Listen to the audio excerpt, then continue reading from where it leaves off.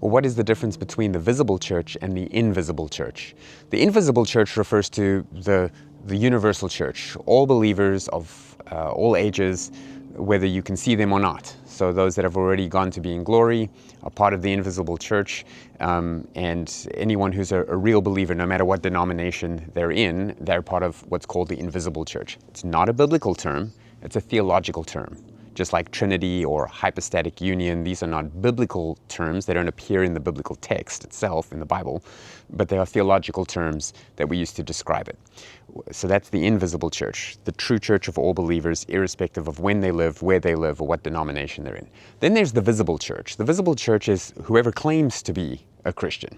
And so the question is often framed, are Catholics part of the visible church, the invisible church? And that's a completely separate issue.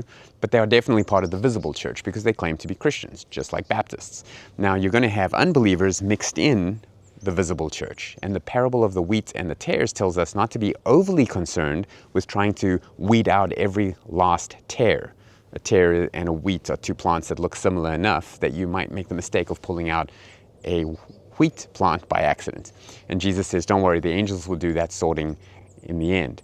So in our church, we trust that everybody there is a believer, but it's possible that there's unbelievers in there masquerading as believers. And as long as they're living like believers, there's really nothing we can do about that because we won't know. That's the visible church. And yet the invisible church are those among us who are true believers. I hope that helps.